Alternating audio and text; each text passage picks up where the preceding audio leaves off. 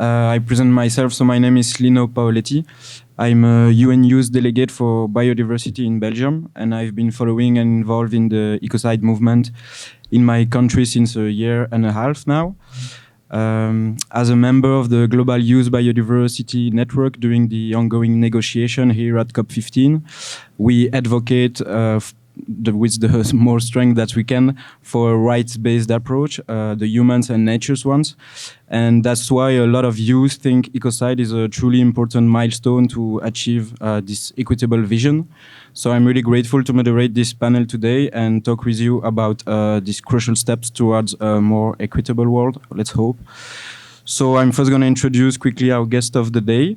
So I'll start with just on my right with Jojo Mehta, who co-founded Stop Ecocide in 2017 to support making severe harm to nature an international crime.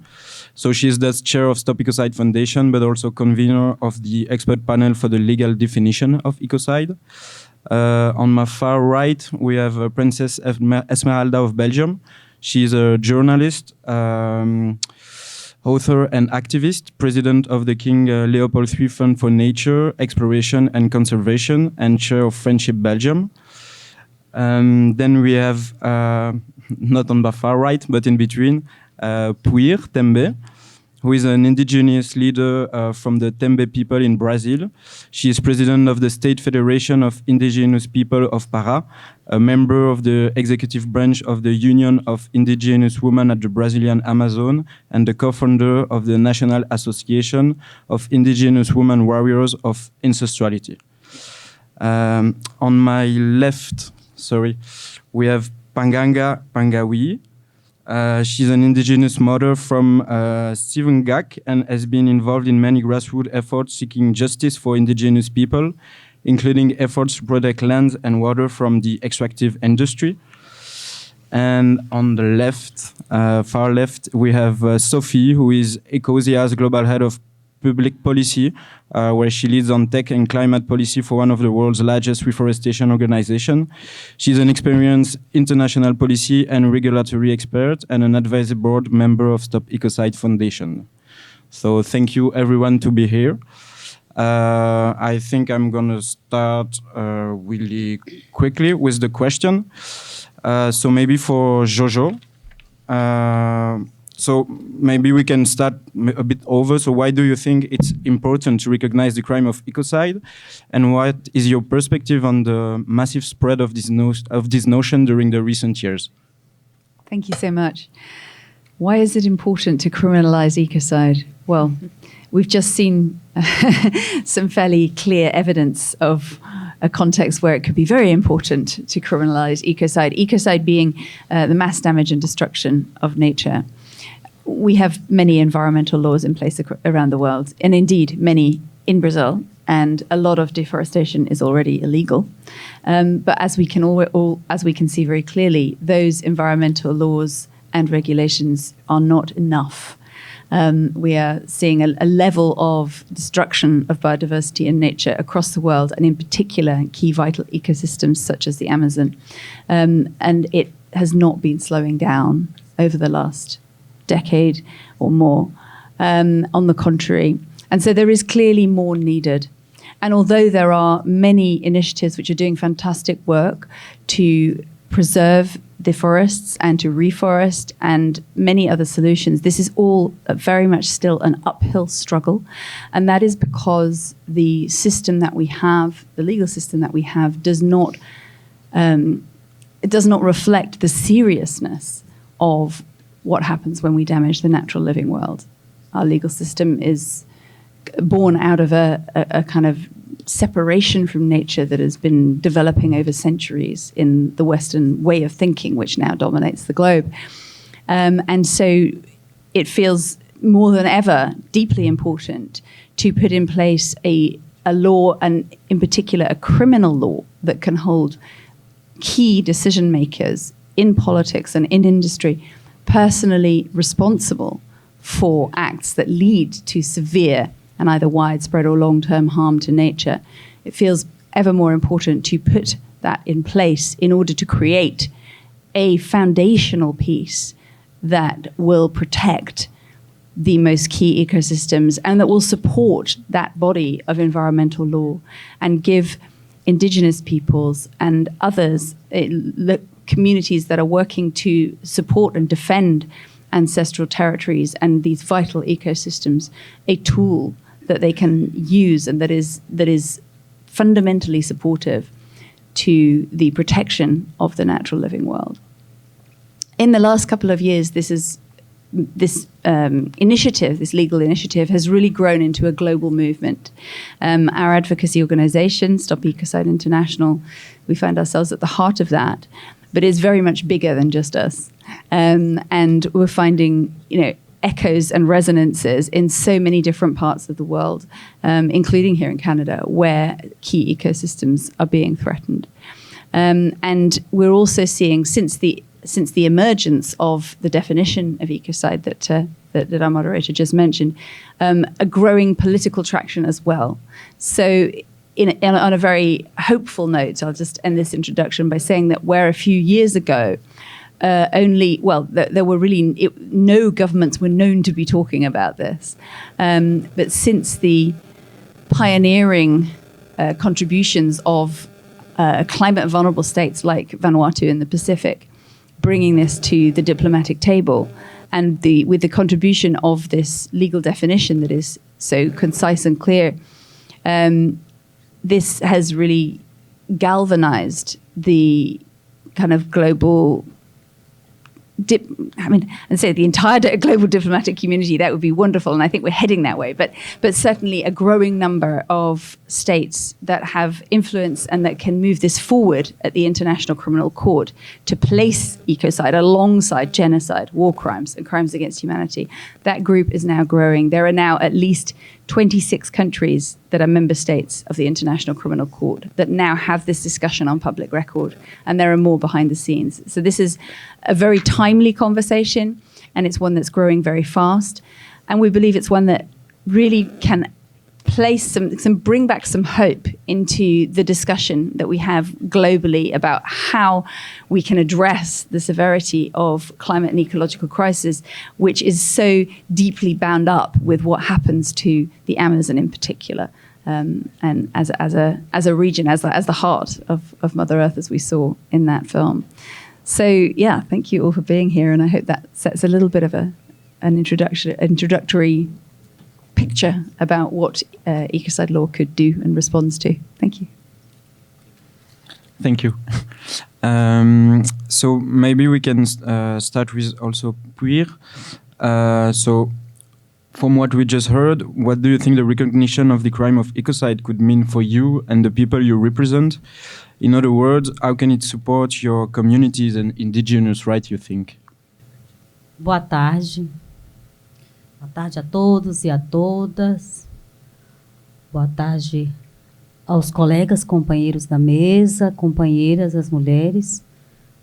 Aqui é o meu tradutor, meu parente, Gasparini, do povo Kaingang.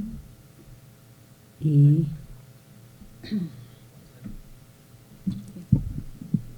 acho que dá para tirar.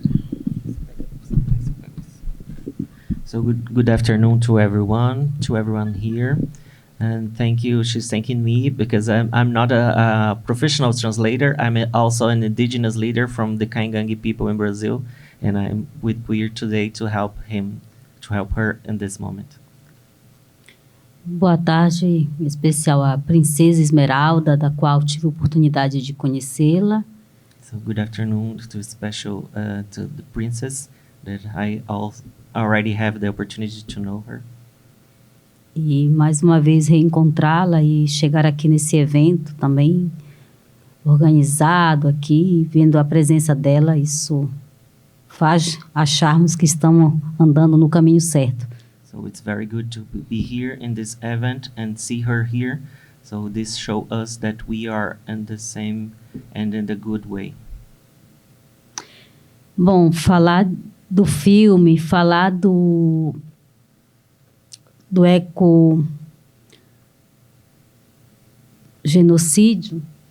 ecocídio, que também vai junto com genocídio, né? É o que os povos indígenas no Brasil estão vivendo. É uma mistura de de tudo isso, de toda essa criminalização, que ela não vai apenas uma criminalização ambiental, ela também vai uma criminalização humana, né?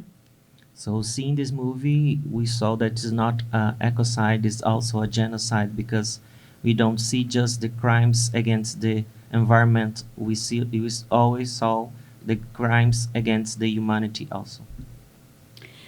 Eu sou do estado do Pará, sou do país chamado Brasil, do bioma Amazônia, e o que nós estamos vivendo não é apenas na Amazônia, né? O ecocídio. Acho que em todos os biomas do Brasil está vivendo um caso de calamidade.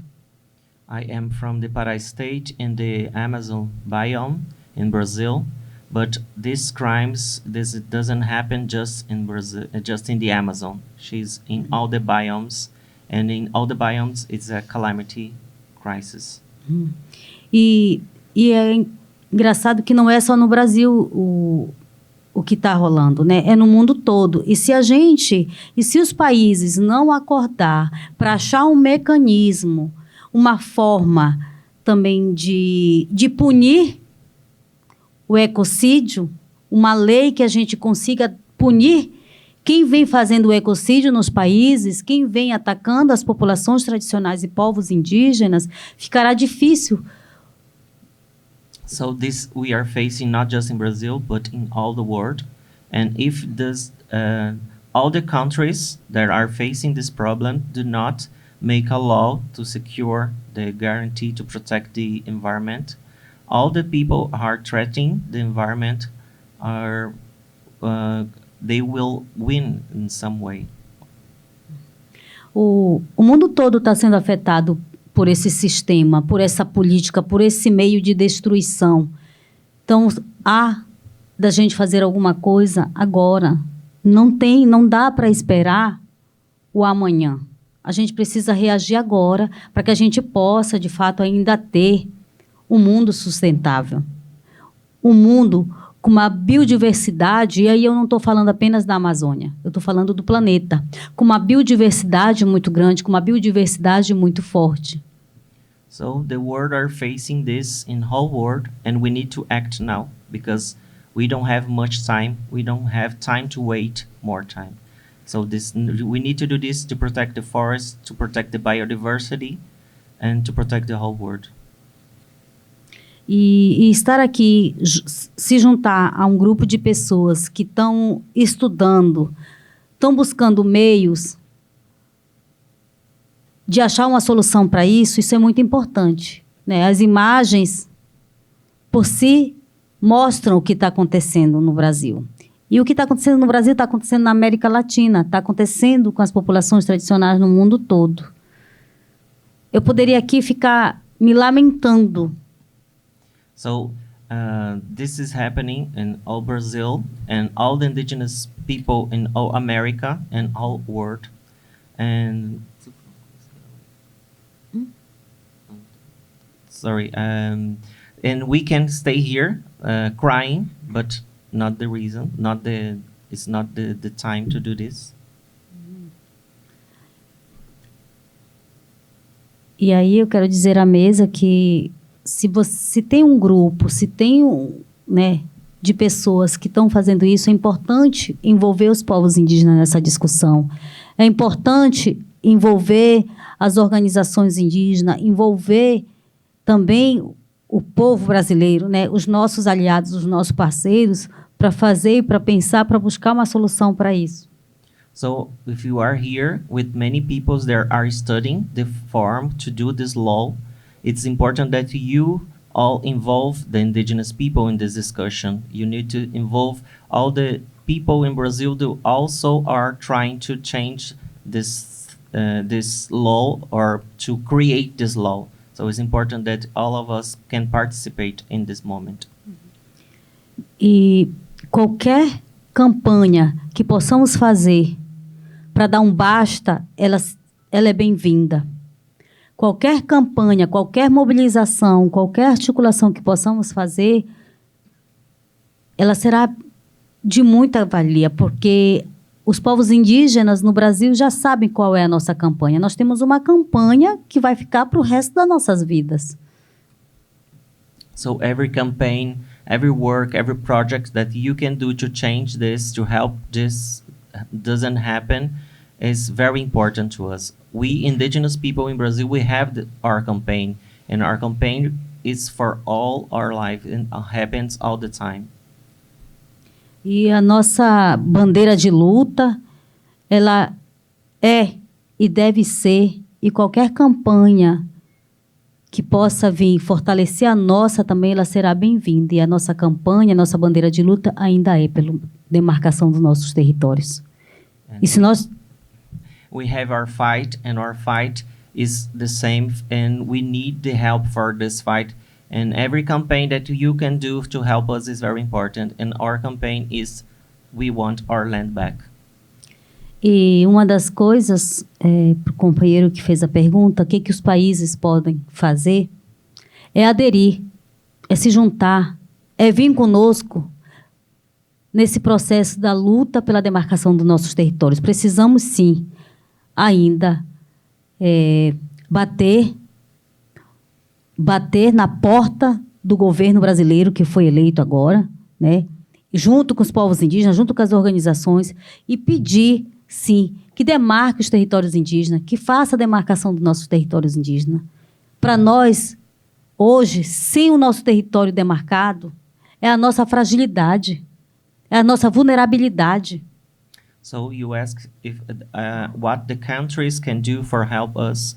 We need help to ask for this new government, this new elected government from Lula, that he give our land back, because our land back and will help our fight and defend us against it's one of the most fragilities that we have right now.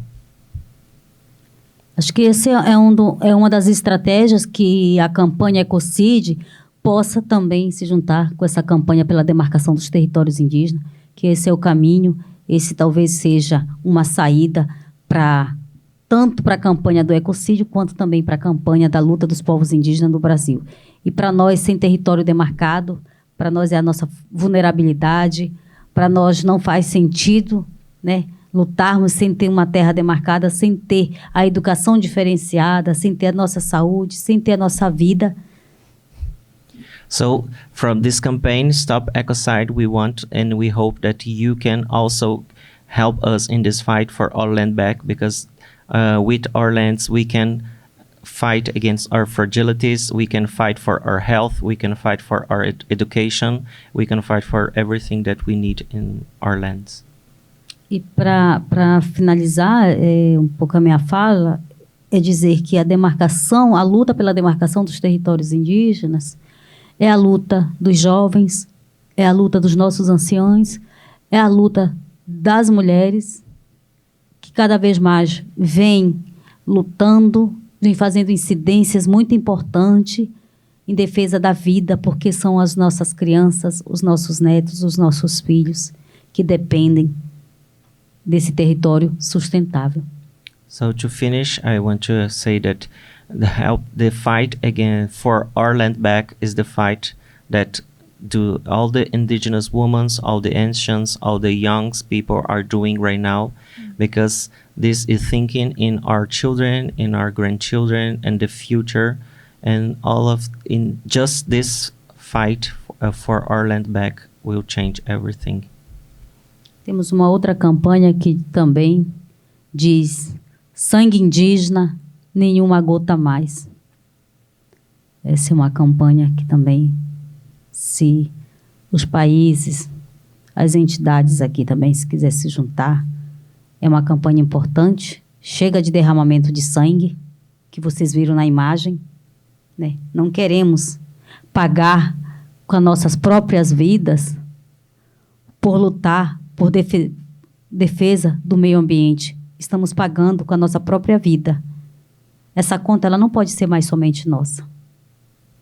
So we have this other campaign that's Indigenous Blood Not a Single Drop More, and we all you are also invited to help us in this campaign, because everybody here saw in the movie what is happening right now, indigenous people in Brazil, and this is a bill that we cannot pay, just us paying this bill. So we ask for this help in this moment and in all our campaigns.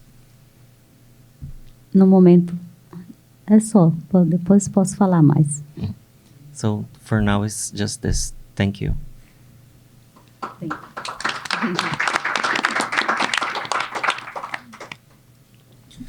Thank you very much. Maybe Esmeralda, so you're an ambassador for Ecocide movement in Belgium, but not only, I think.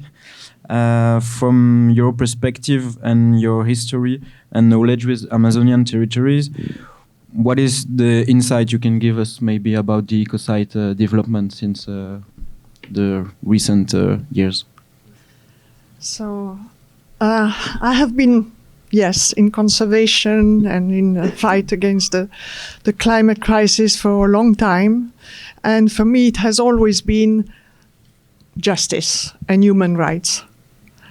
So it's about also our responsibility, because we have seen in this movie that we made with Gert, we want to show that the European powers develop their wealth and their well-being for a long time, taking land from indigenous people, killing people, extracting resources. So we have a historical responsibility. Unfortunately, it's not only historical, it's very, very actual, because a lot of companies, multinational, are still extracting resources from the global south, are still killing or displacing indigenous people, and all that for consumers in the rich developed countries. So the same pattern is continuing, the same environmental destruction and people being killed and displaced. So I think, yes, we can see the ecocide. You have seen it in this image. You see the genocide. And I think we really have to work hand in hand with the indigenous people. They have to be included in all negotiation, in all decision. And yes, you asked me what I thought about ecocide. Of course, it has to be an international crime. Nobody should destroy nature with this impunity. It's our common house. It's our life support system. So there again, I say it's about human rights. It's our human rights for health, for food, for water, for home, for all the indigenous people. And I want to really specifically salute indigenous women, like Puir said, because they are at the forefront with an incredible courage.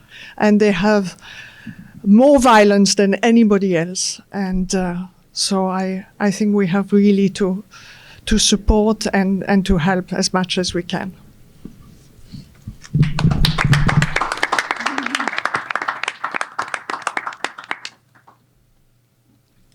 Thank you very much.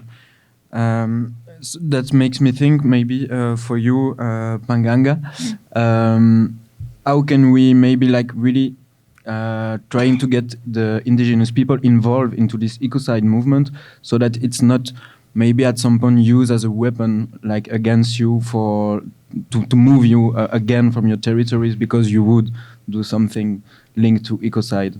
So how can you see the partnership that we can make like truly a true partnership with you to make ecocide like profitable for you before anyone else? Can I talk about it? Yeah, for sure. See if this can reach me.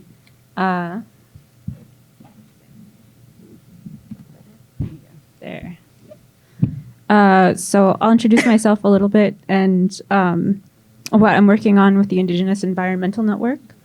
So huanga atka banganga ng naka bangawi huanga ataka aganaterma naka Kirsten nugak pas huanga sivunga kami, and my Ramka, my clan is the Kiwagami.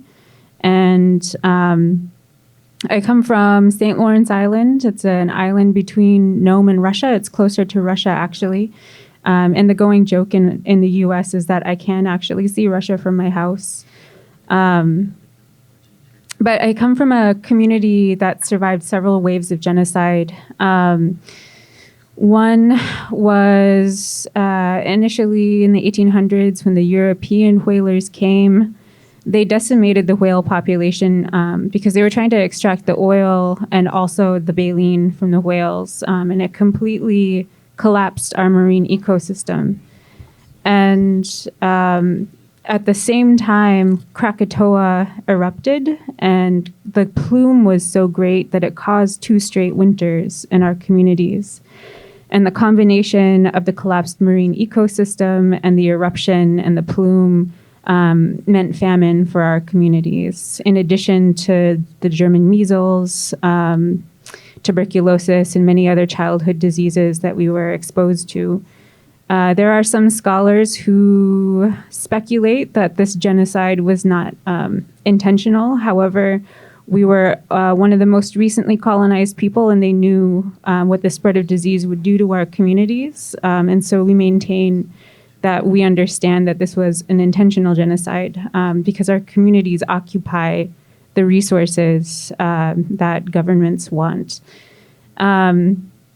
Another difficult wave, there were some experiments that happened in our communities, some sterilization, and then also we were injected with radioactive iodine by the military to see if our bodies would survive in the cold longer with these experiments. And they also built a base during the Cold War on our island, which would sustain 200 troops for 2 years. And when they didn't want that base usable anymore, they told the troops to take their backpacks, cut the lines, and leave. And what they meant was the fuel lines. So they cut the fuel lines and they spilt fuel and heavy metal solvents onto our tundra, which seeped into a lagoon. And so it is said that it's not if you get cancer, it's if you were at the island, on that part of the island at the time. So we have a multi-generational experience of having been both the stepping stool and the dumping ground of Western science and the military and Western society. And this is true also with the extractive industry, which, the entire issue of we're experiencing mass migratory bird die-offs. So millions and millions of birds on our island are dying. We're experiencing, because the ice is melting so quickly, we have thousands of walrus stampeding and killing each other. And these are animals who we have been in relationship with for millennia, for time immemorial. And so it is part of our responsibility to continue protecting these relatives of ours and for speaking out for them. So I take that history of having been experimented on and used as a stepping stool and a dumping ground into my work as a climate geoengineering organizer. Because what we're seeing is in the same thread, in the same value that has caused climate change, so the colonialism, the extractive-based industry, the capitalism, people are trying to use the same value system to come up with solutions that are false for addressing climate change. But really, they're just addressing the symptom of a bad relationship that we have with one another and a bad relationship we have now with Earth because of our extraction-based economy. And so a lot of these geoengineering experiments, most of them are done on Indigenous lands without our free, prior, and informed consent. One of the ones up in Alaska was called Arctic Ice Project. And the founder of that project worked out of MIT and Stanford, so very, very far away from Alaska. And she brought her project up to Utkarvik. And her idea, Leslie Fields, was to spread 100,000 square kilometers of silica hollow glass microspheres across the Arctic ice to make it reflective. Because if you make the ice really shiny, I guess it's going to thicken better over the course of the year. Silica causes tuberculosis. It causes rheumatoid arthritis. We have a lot of silica in our gravel already on our island, and it causes kidney disease as well.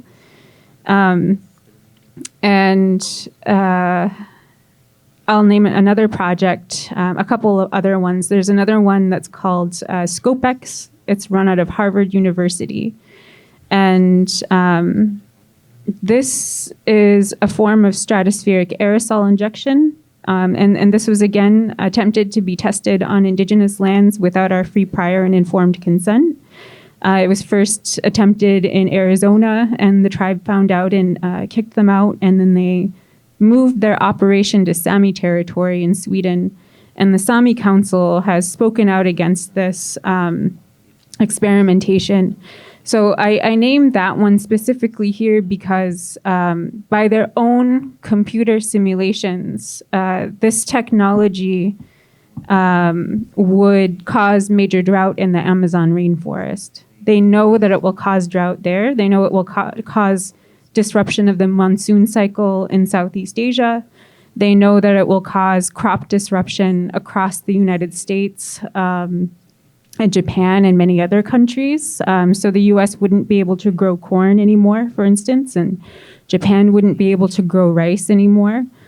But the person who is heading up this program says that and he used this term, offset, the offset of the number of lives saved would make up for the number of lives lost. So there would be an overall net gain of lives saved of this technology. And he openly talks about how easily this technology, if implemented, would kill about tens of thousands of people per year.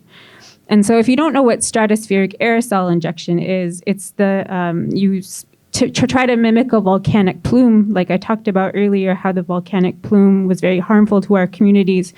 You want to spray sulfur dioxide into the stratosphere. And we're talking about millions of tons of sulfur dioxide, which comes down as acid rain, which is why it would cause drought in the Amazon rainforest. And you want to do that for a long time because there's this concept called the termination effect.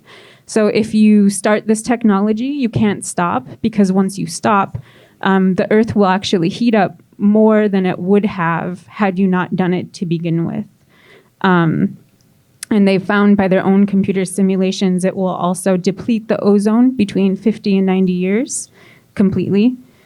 So there are a lot of risks associated just by their own computer simulations. And as Indigenous peoples, we understand that many times when technologies are tested on our lands, they're not safe. And they also inevitably end up in the hands of the military. So imagine such technology in the hands of a government who wants to harm another government. So there are other forms of geoengineering which are causing disruption in our ecosystems.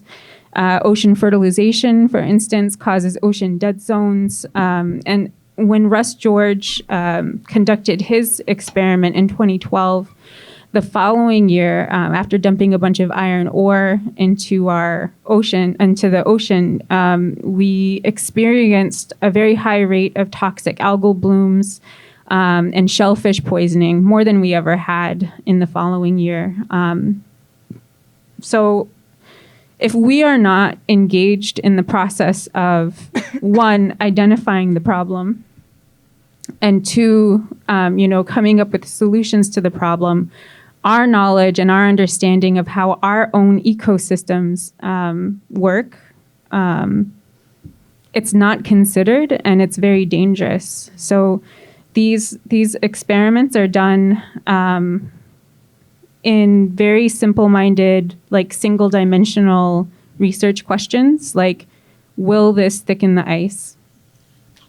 I mean, maybe it will thicken the ice, but how will it impact that freeze and melt cycle that is vital to our ecosystem?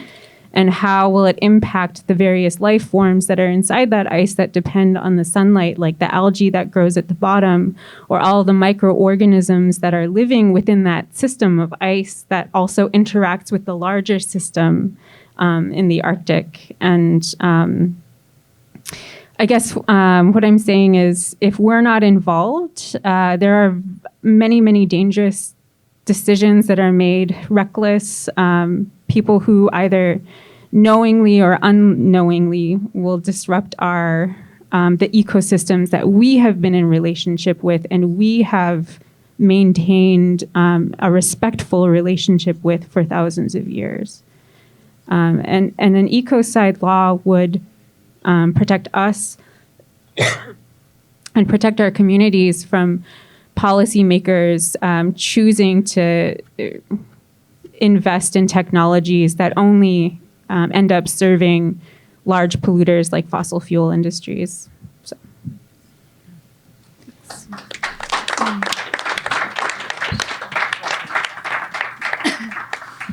Thank you for the insight on geoengineering. It's really a sad story.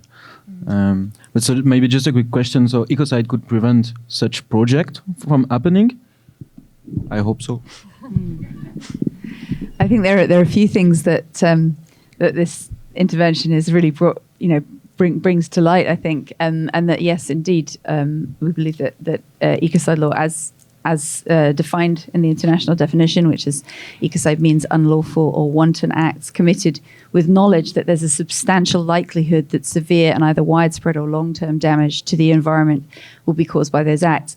And I think what has just been brought up is the fact that there is a wealth of knowledge that is there and that is available and that must be consulted when these kind of projects are dreamed up in places that clearly have no insight into what the actual effects on the ground will be. And I think that this aspect of committing an act, the act you're committing is intentional, as in you're making a decision intentionally, but you may not necessarily intend the consequences. But the point is the knowledge available to you to know that what you're doing is going to have that level of impact? And what we've just heard is, yes, that knowledge is available and it should be consulted. And that actually in the case of criminal law, as we know, ignorance is not an excuse. If the knowledge is out there and that effectively you knew or should have known where to consult to find that knowledge, or where that knowledge is available, then there is no kind of excuse for then taking an action which is going to have such severe impacts. So I think that the simple answer is yes, it would make a huge difference actually to have such a law in place that actually obliges that level of due diligence, that level of consultation before these clearly really perilous decisions are being made. Thank you. Thank you for the answer. So we also have Sophie. So we just talk about geoengineering, which is mostly the area of studies and sciences, but we also have the mining industry, the extractive industry, so more into business. So can you tell us maybe how the Ecocide law is going to impact business and their competitiveness, or what is actually there for this sector, and maybe tell us a bit more about your pivot report, right? Yeah. Thank you. And I just want to say thank you to everyone who's already spoken on the panel. I mean, each intervention has been incredibly moving, and I feel pretty heavy with what I've heard and very moved. So I just want to acknowledge what you've said, because there's a lot there, and that's the thing with Ecocide as well. I mean, it evokes so many emotions. I should say one other thing. I'll talk a little bit about my organization that I work for and how I kind of got involved. But on the side, I'm a psychotherapist, and I work a lot on climate anxiety with young people, but also climate leaders. And this just right now, I think for me, this is why I find the Ecocide law so wonderful that it exists. So especially thank you to you, Jojo, because it really is a response to something which is so deeply harming to everyone, both on a physical but also emotional, mental level. When we see the images from the wonderful film earlier, I mean, you can't help but be really moved, and then hear the stories. It's real lives.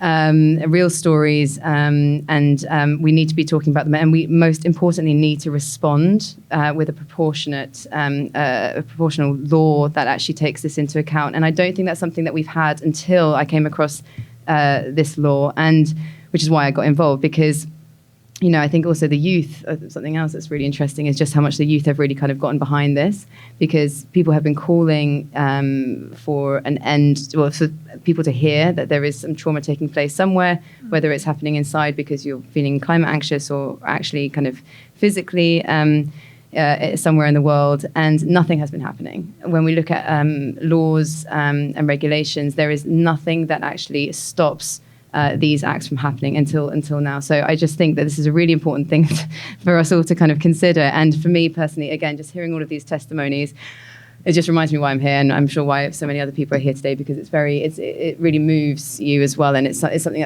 there's at least some hope with this.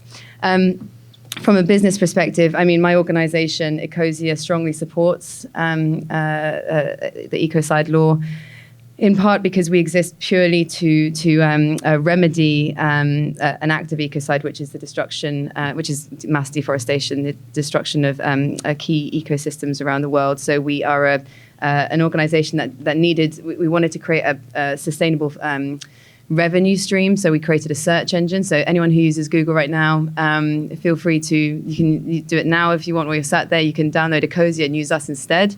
And 100% of the revenue that we make through your searches goes towards reforesting the planet. And we've planted 20 million trees in Brazil to date, in the Atlantic forest area, also in the eastern Amazon. And we work with environmental defenders there as well, and with local communities who are the stewards of the land. And we plant endangered species in those areas too, and work very much on some of the laws as well, where we can to try to empower people to protect the land, but very much learning from the local wisdom there. So thank you again for allowing us to do that in Brazil, and we plant in over 45 other countries as well. So that's Ecocide. So we exist. I mean, if acts of ecocide weren't happening, if there wasn't mass deforestation, I could put my feet up and wouldn't need to work at Ecocide anymore, which would be great. But that's why we exist. And it currently, like I said, is very supportive of this law. And so it got us to thinking, well, it can't just be Ecocide and some other kind of progressive businesses. We need to spread awareness among other businesses as well, who actually are perhaps doing some of the more damaging kind of acts, like you mentioned, the extractive business too. And I think kind of being here in this space where you have some of those businesses kind of walking freely around the room, in the negotiation room. I mean, I think people are saying, yes, we're ready now to be kind of self-regulated or regulated to some degree. And we look at the deal, and it's all kind of voluntary. There are some mandatory disclosures being proposed, which is great. We absolutely need to understand just how bad the mass destruction is. Like we currently don't even know what businesses are doing. So visibility and transparency on what's actually going on is very welcome. But absolutely, we need to have more accountability and regulation if this is going to stop. And to my mind, this is like I said earlier, I mean, this is really the law that could help to stop this. So that's why Ecocide, my organisation, but myself and other businesses, we had a business session earlier. We can see that they're increasingly aware of just how little time we have and the kinds of laws that we would need to actually kind of move this agenda forward. And I think people are starting to connect the dots. So we'll keep pushing so those dots get connected faster, kind of the wires kind of get fused together faster, and hopefully we can get this across the line sooner with businesses' support. And with that, I just should say that, in terms of the business that are actually doing the acts of ecocide, 98% of the economy is not doing these things. I mean, systemically, we're kind of all complicit in this, but I think that what we really need to do is really highlight that there's just a few major actors who are creating most of the harm when it comes to this level. And then we need to shift the rest of the kind of the global economy towards working within the planetary boundaries to a more sustainable future as well. But I just want to say that I think that there are some actors that are much worse than others, and I think we need to kind of focus on those guys as well. So, business is slowly coming along. Is the answer, basically. I've been a long way around it. Okay.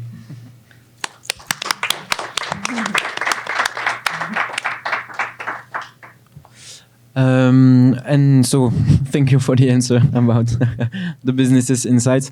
Maybe what I want to conclude with, as youth perspective, is that Ecocide, I truly hope, is a step towards a less nature versus culture world, and I think it's really an important step to just change our minds and just listening to the people who know the territories, basically. So I would like to thank you everyone again for your really interesting insight and intervention, and I hope to see you around after that. Thank you.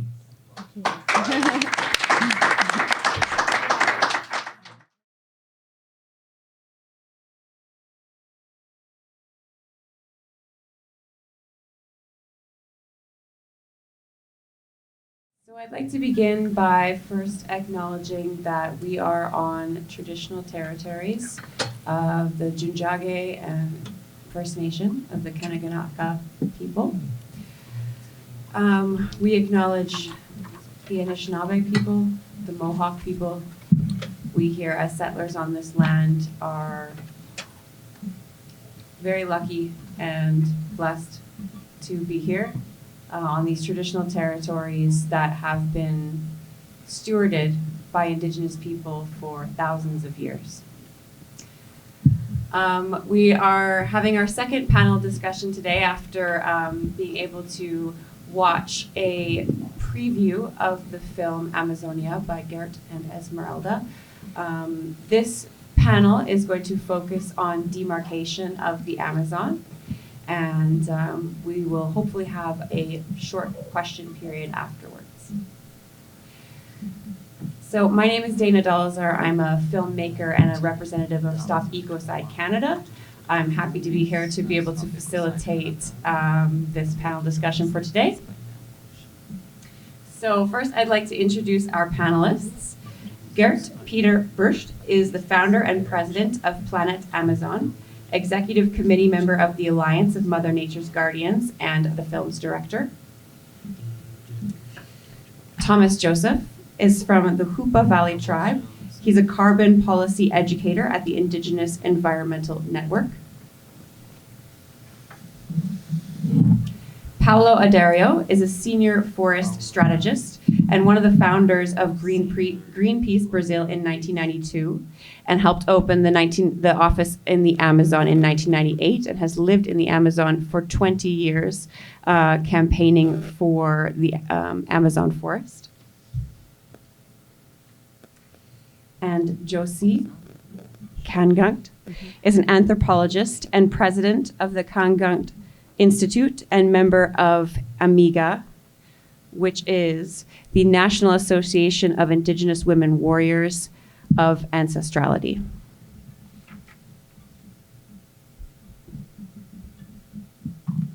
So my first question is for Gert. And we'd like to talk about demarcation. And demarcation is actually in the Constitution in Brazil and was added to the Constitution in 1988. And was supposed to have the demarcation of Indigenous territories completed within 5 years, but that has not happened. So I'd like to know, how did this issue of demarcation become a global consideration that has led to global investments? Thank you. Well, I feel honored to be seated each time with Indigenous people from Brazil. At the same time, I'm not accustomed to talk the first when I'm seated next to them. I prefer to give them the floor. So, but I'm going to respond anyway shortly. Well, it's linked to the first time that I got involved in this. I think that mostly it comes from the work of what happened in Rio '92, of course, but prior to this happened a global awareness tour that it was kind of new. It didn't happen before, and some people here, but maybe the most old ones might remember that there was a famous singer who's still around, Sting, that got involved in the late 80s. And he got to meet with Chief Raoni from the Kayapo people. and got involved. He agreed to support Chief Raoni in having a big part of his land demarcated. And that was all from the start about demarcating indigenous territories. So we did a global tour in 16 countries, and I got to meet them at the very first country they visited, France. And it had a huge impact. They met with French president and then every head of states of the country they visited. But when they did that, prior to do the tour, they had met with President Sarney. So because it was very important to have the support of Brazil. It's Brazilian affairs, so it cannot be, just the rest of the world dealing, with trying to save the Amazon without consulting. That was not the case. So it has always been from the start, this cooperation, a dialogue between Brazil and the rest of the world. So it was a huge success, and then with that success, it was not easy. It took like 3 or 4 years to have Chief Raoni land demarcated. That was not easy at all, but it was an inspiration to make the world understand that it was important after the Rio summit to invest money to protect the Amazon rainforest and demarcate indigenous territories. There was a program called PPG7, and there was a sub-program for demarcate indigenous territories. So that's how foreign countries, began to invest money to demarcate indigenous territories. And it was, to a certain point, it was a big success, So now I'm just concerned because we're not talking anymore in the negotiation space about what was invested in demarcating these indigenous territories. So they talk more about carbon market, investing a lot of money in the Amazon using that system, carbon market. But why not coming back to the roots, investing a lot of money to help, for instance, President Lula complete the demarcation process, because it's not completed. It should have been completed in 5 years, and it's not at all completed. At the contrary, the process has been completely paralyzed and was about to be destroyed by Bolsonaro. His goal was very clear, was to destroy the constitution, all the rights that were gained by the indigenous people. So I just saying that to remind that demarcation is a global history, a global concern, and it's a strong way to protect the right for future generation as well. So it's very important to come back to that focus and to remind the spaces, negotiation space, that we should listen to the indigenous. That's not my demand. If you accompany all the mobilizations in Brazil, they ask for this all the time. Demarcation já. Demarcating now. And this is the first priority, and Lula has understood that, and during his campaign he has promised that he will demarcate all indigenous territories, complete the process. Mm-hmm. Thank you. So I would like to turn to Josie and ask, why is demarcation so important for Indigenous people, and specifically for women?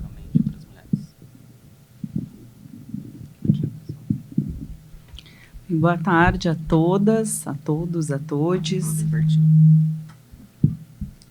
Eu agradeço a oportunidade desse diálogo.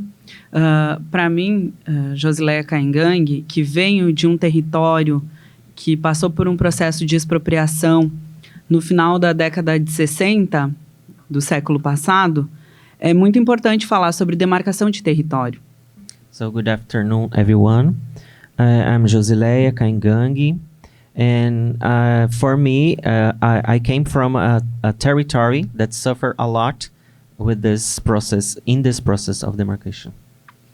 A família do meu avô paterno ela foi retirada do território da terra indígena de Serrinha, que se chamava Facavã. My grandfather family was removed from our territory, as in the territory of Serrinha. It's called Mukavã. E foi levada para uma outra terra para que os filhos dos colonos, filhos de imigrantes alemães e italianos, ocupassem a nossa terra. So they took to another land for the immigration. The German immigrations took our land for them. E nós só depois da Constituição de 1988 é que conseguimos nos organizar para retornar para o nosso local, para a nossa terra, que faz parte da nossa vida. So just in 88, with the new constitution, we can come back for our natural land to try to restore our culture and our life. Em 1992, nós acampamos na beira de uma rodovia, sofrendo várias ameaças dos colonos que moravam naquela terra, que estavam naquela terra. Passamos por muitas dificuldades, muitas vezes sem água para tomar, sem comida, mas nós permanecemos ali até 1996, quando o Estado decidiu, através da justiça, devolver para nós o nosso território que tinha sido demarcado em 1919. So in 92, we go back and made a camp behind outside of the street and stayed there until 96, many times without water, without food, suffering with the cold, with the heat, until 96. 96. In 96, the justice gave us the right to come back for our land. And our land was demarcated in 19. So how many years we have to wait? Mas entre os processos de expulsão e a retomada do território e a demarcação da nossa terra, nós perdemos muitas pessoas, muitas vidas. Na expulsão, os próprios colonos e o Estado tiravam a vida dos líderes, das nossas lideranças. Durante o processo de retomada, muitos dos nossos mais velhos que sonhavam em voltar para aquele território morreram antes de conseguir reconquistar a sua terra. And in this process to get out of our homes and come back of our homes, we lost many people of our families. So many people are killed when they take off our lands, and many people are dying waiting for our lands. Nós, mulheres indígenas, temos feito tentando dialogar com o Estado, então temos feito um diálogo com a sociedade civil e com o Estado, dizendo que nós somos corpos territórios, porque nosso corpo é formado também por aquele território em que nós habitamos. Não importa se nós estamos dentro do nosso território ou fora dele, eu sempre vou ser caingangue, sempre vou pertencer à Mata Atlântica, sempre vou pertencer às araucárias, assim como elas também vão ter o meu pertencimento. So, we indigenous women, we are trying to speak to everyone that we are body lands. So our body is part of the land, because doesn't matter if I'm not in my territory, I'll always be a Kaingangi indigenous woman, because doesn't matter where I am, we are continue to be what we are. Eu falo do meu caso, mas no Brasil nós temos 305 povos indígenas, 274 línguas, e em todos os biomas brasileiros nós temos processos ou de demarcação de territórios parado ou de territórios que estão invadidos para tirar, seja as nossas florestas e para devastar o nosso território, seja pela mineração, seja porque querem cada vez mais ter plantio nas nossas terras ou produzir aí carne para alimentar outros lugares que não é nem o Brasil. So, I speak for me, but in Brazil we are more than 300 indigenous people, speak more than 2,000 languages, and in all these biomes in Brazil we have suffering with these problems, which the demarcate process are stopped or are invaded to take off our destroy our environment, to take off all the resources. Sorry. A demarcação dos nossos territórios, ela é fundamental para a vida dos nossos povos, mas ela é fundamental também para a vida da sociedade como um todo, para a vida do mundo, porque somos nós que preservamos os territórios em que vivemos e garantimos 80% da biodiversidade do mundo, e isso é muito importante. So the demarcation is an important process because right now the indigenous people preserve more than 80% of the biodiversity in the world. São nas nossas terras também que as mulheres indígenas têm manejado os nossos biomas de forma sustentável, garantindo aí um combate às mudanças climáticas. So in our lands, the indigenous women are facing and trying to fight against the climate change. Há um interesse muito grande nos nossos territórios. E nós percebemos isso, seja pela mineração, seja pelos madeireiros, seja pelos grandes consórcios, seja por aqueles fazendeiros que querem aí ter uma produção maior, expropriando cada vez mais as nossas terras. E nós assistimos, né, a negação dos nossos direitos, tanto pelo governo brasileiro, mas também com muito incentivo dos outros estados, principalmente dos estados do norte global. So they have many interests again in our territories. We are facing many mining companies, many lumber companies, and all this great grant companies that are trying to invade our territories and negotiate our rights, including with the government, without us participating in this.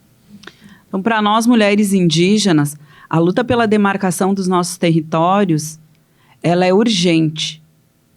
Nós não podemos mais permitir ou nos calar diante do governo, diante da sociedade, mas principalmente diante dos nossos parceiros que querem caminhar de mãos dadas com a gente, sem falar que território é vida, e para nós ter vida, a gente precisa de territórios demarcados.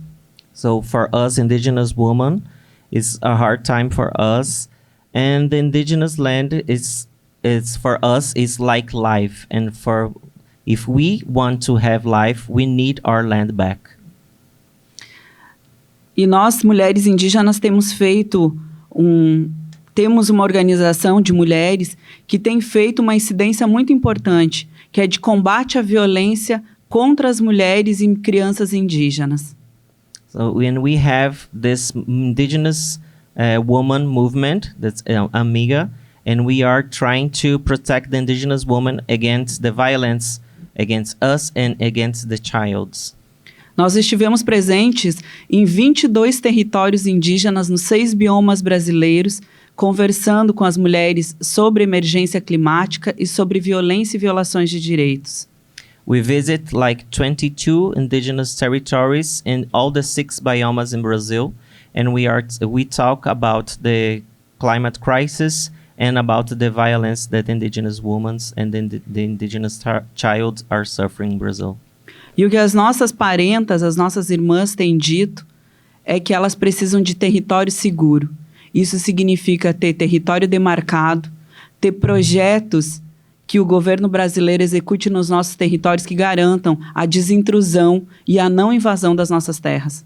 So our indigenous women saying that they need our land back, the demarcation of our territories, and the projects to help us to survive and to continue to our culture and having our territories demarcated. O que nós esperamos da comunidade internacional é também que esses parceiros possam fazer uma pressão no governo brasileiro, que parece ser um governo mais aberto ao diálogo com os povos indígenas a partir de 2023, para que se demarque as nossas terras, se garantam políticas públicas para os povos indígenas, em que nós possamos, sim, ter territórios seguros, em que nós possamos viver dignamente, ter uma boa vida né, que eu acho que é o principal para nós indígenas nesse momento. So we need that the international community help us to ask for the new government in Brazil our land back and projects to help us to have a good life in our territories in Brazil. E nós esperamos que aqui na COP15, no documento, realmente haja um compromisso e um comprometimento dos países que estão aqui, dos estados-nação que estão aqui, para que eles possam garantir que os povos indígenas sejam menos impactados ou pelo menos participem dos diálogos em processos de consulta prévias, livres e informadas, quando vai haver empreendimentos que afetam as nossas terras. And we hope that in COP15 we have a document that respects the indigenous people, that secure the indigenous people participate in the discussions when great investments are doing in our lands. É isso, obrigada. Thank you.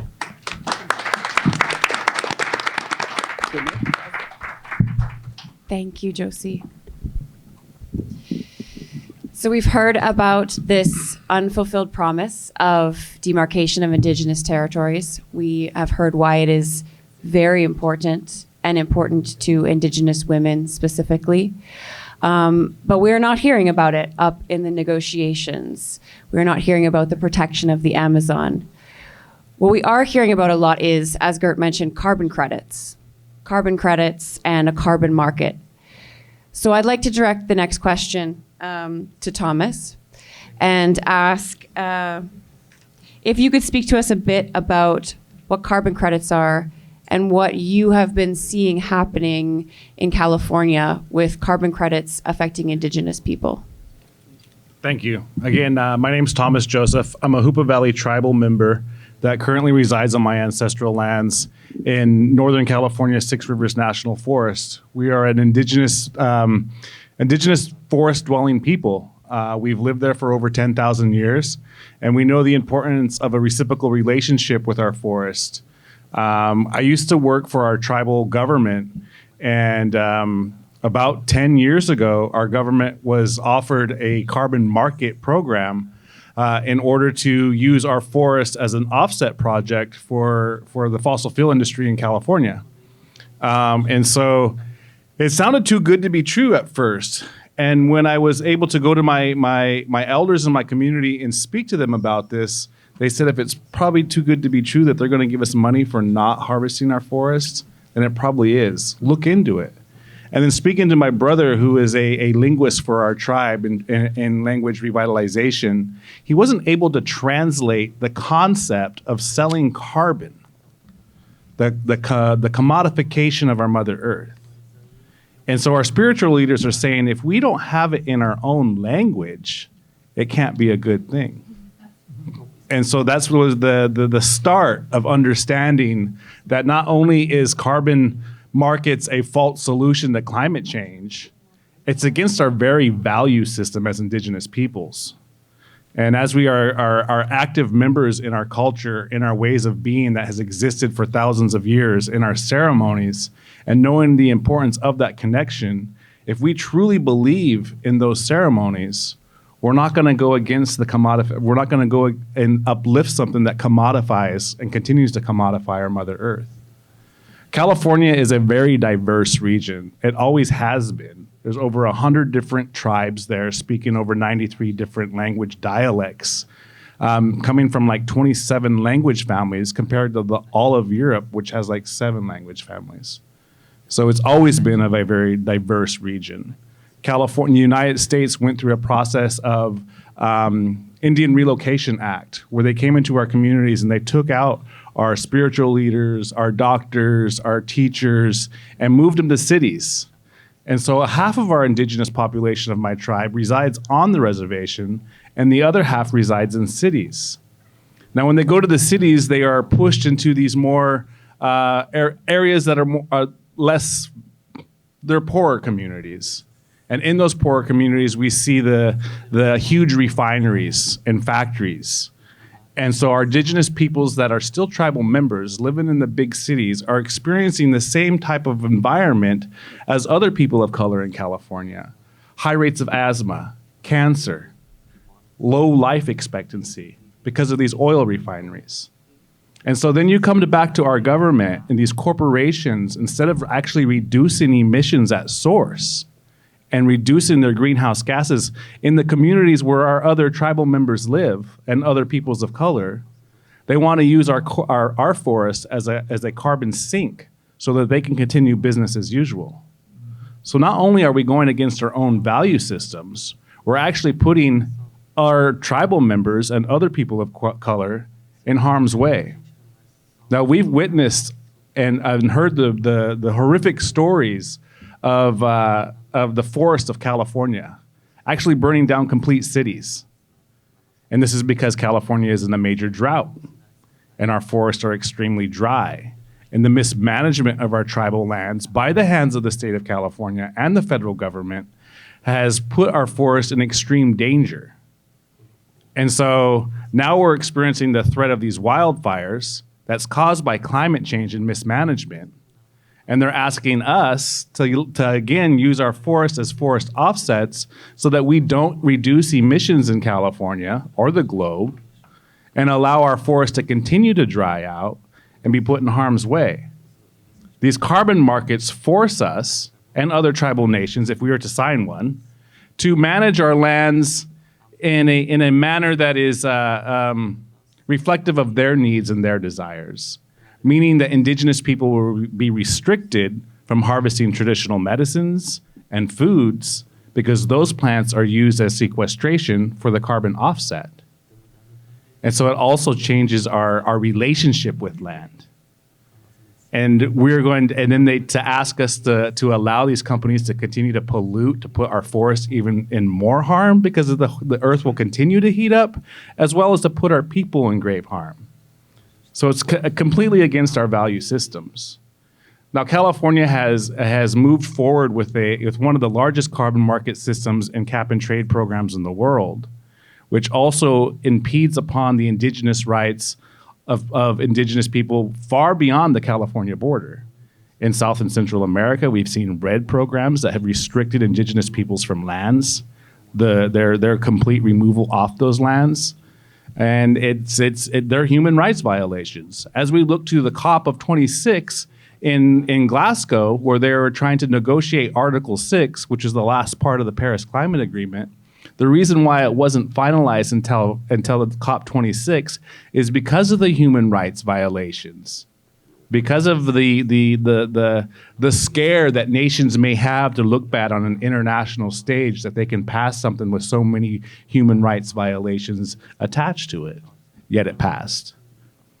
And so we're here at COP 15, the biodiversity conference, and we see the indigenous people inside that are still demanding the basic bare minimum of the rights of the United Nations Declaration Rights of Indigenous Peoples. We still have to fight to make sure that free, prior, informed consent is actually attached to these negotiations. That work's been done. That's already the bottom floor. The targets by previous COPs, CBD COPs, have failed, and yet we're still in the same predicament. We talk about indigenous peoples having tenure over 80% of the world's biodiversity. It seems like the most logical plan would be going to what my colleagues were talking about, land back. Indigenous people currently, if we just actually leave indigenous people alone, majority of the 30 by 30 has already been met. If we were to give that indigenous peoples have tenure over 20% of the land, 80% of the world's biodiversities, the logic plan would be give them at least 10% more land and that we'd have our 30 by 30 met. But yet they're forcing us to make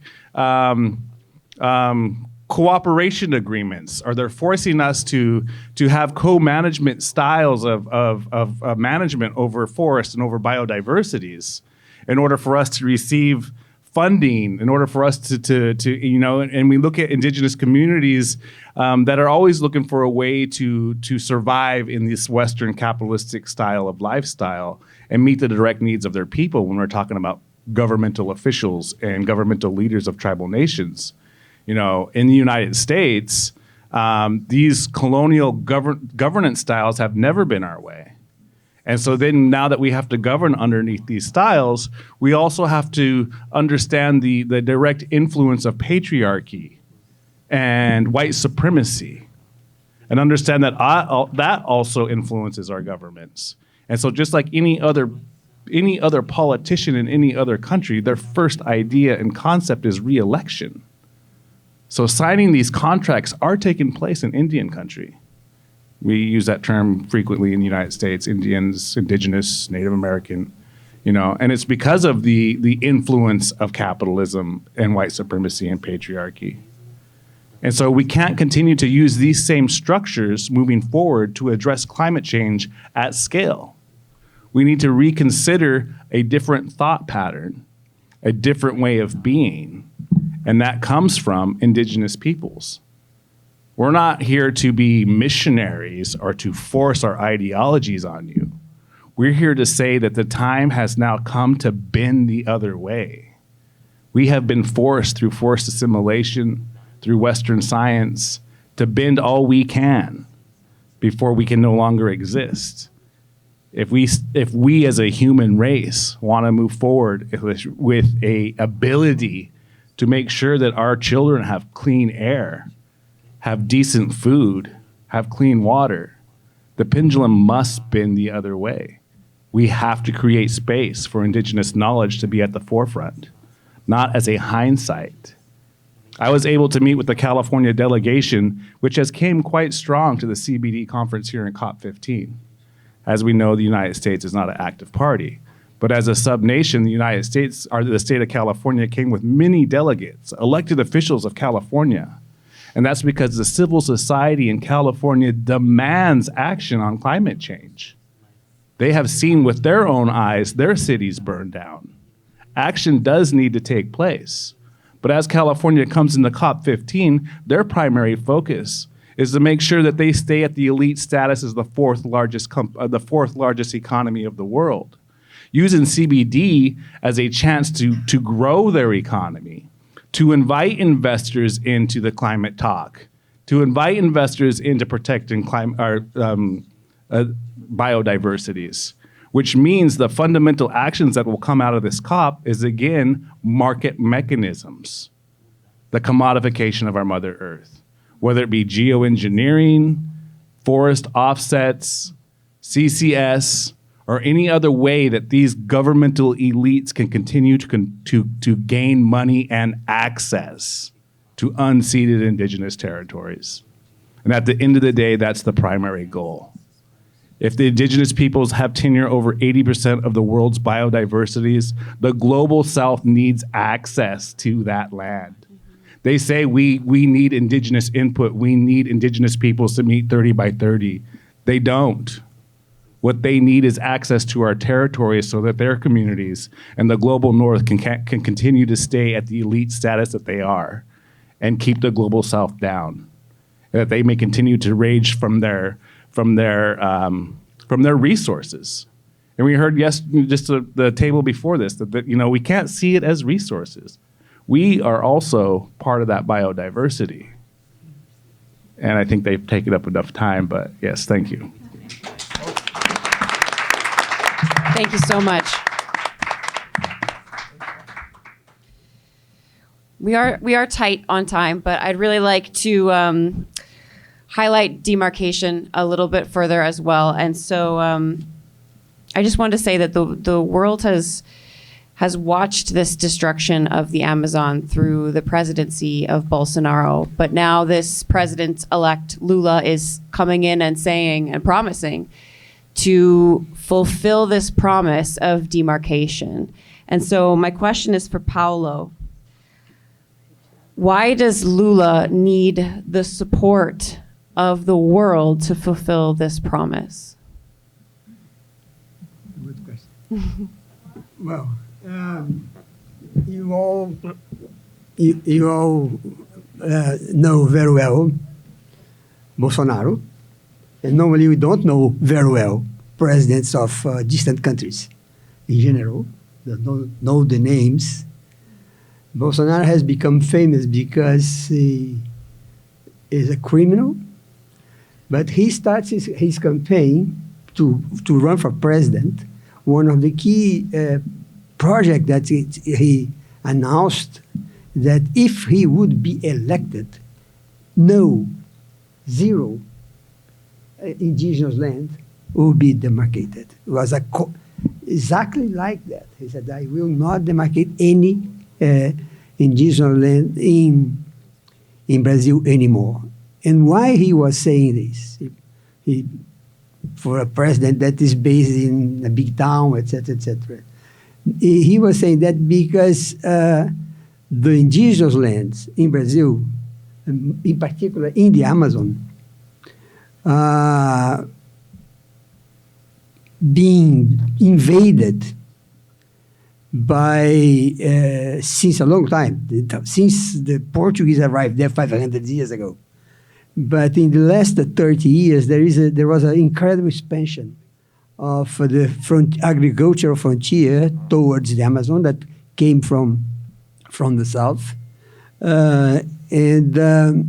This attack to the heart of the Amazon continued to cause enormous impact in the forest. It's completely deforested, burned, and with enormous contribution to climate change, by the way.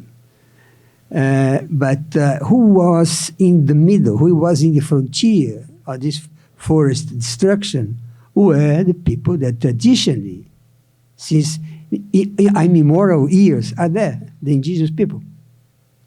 When they arrive, statistics say that there will be some 4 million indigenous people in the Amazon when the Portuguese arrive.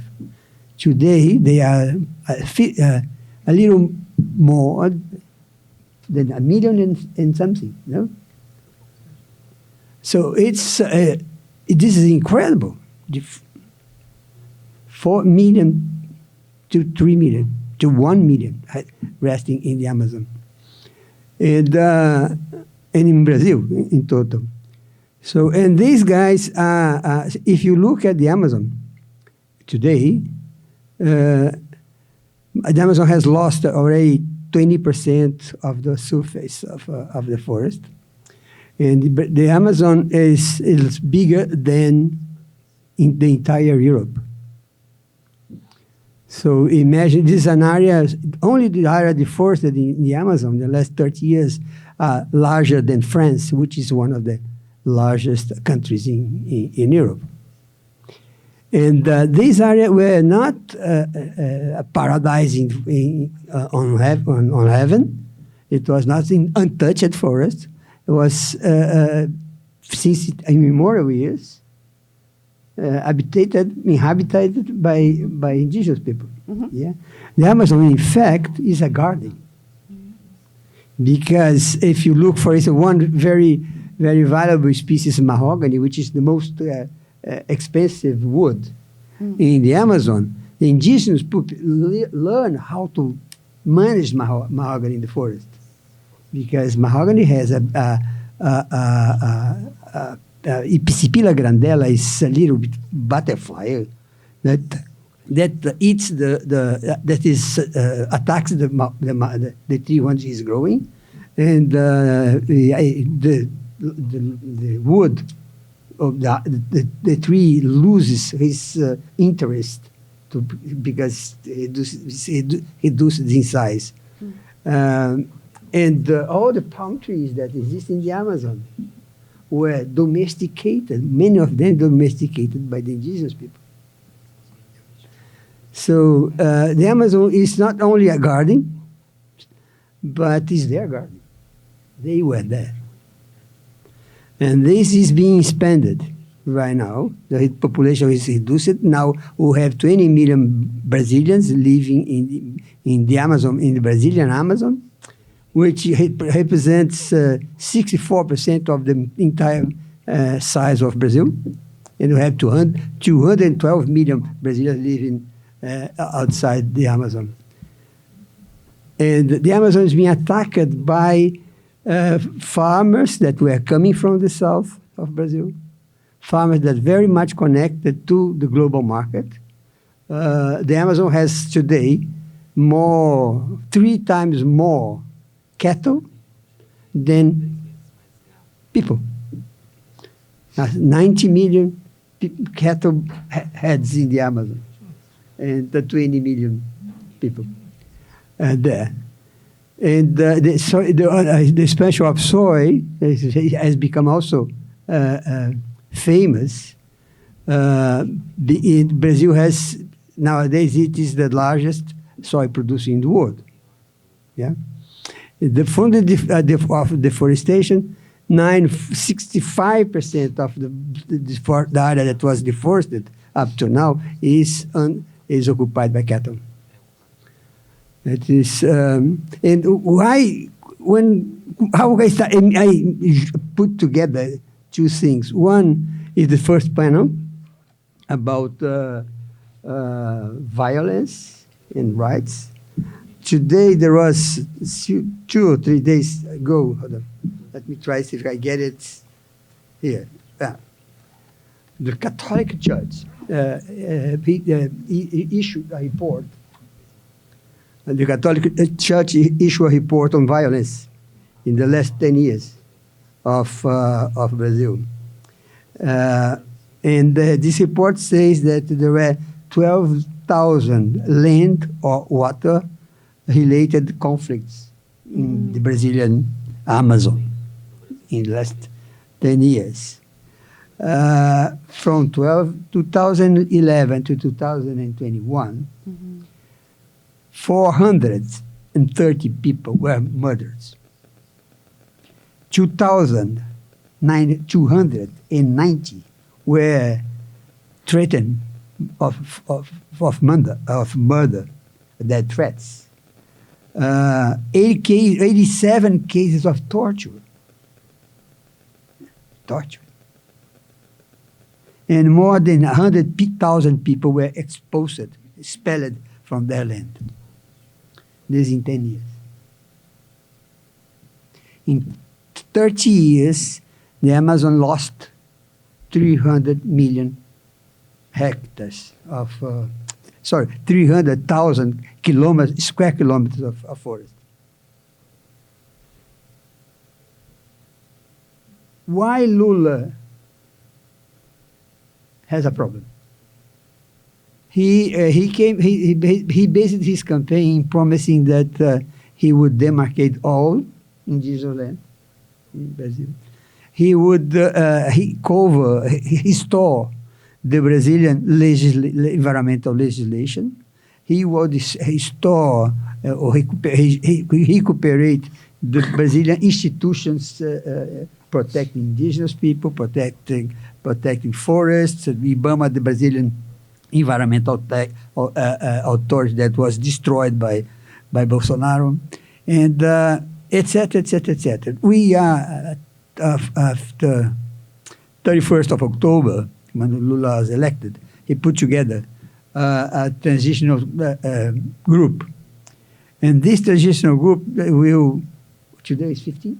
So he's delivering today to him the report of all the work that they prepared for helping Lula to understand what is the country that he's getting in his hands. The country is broke.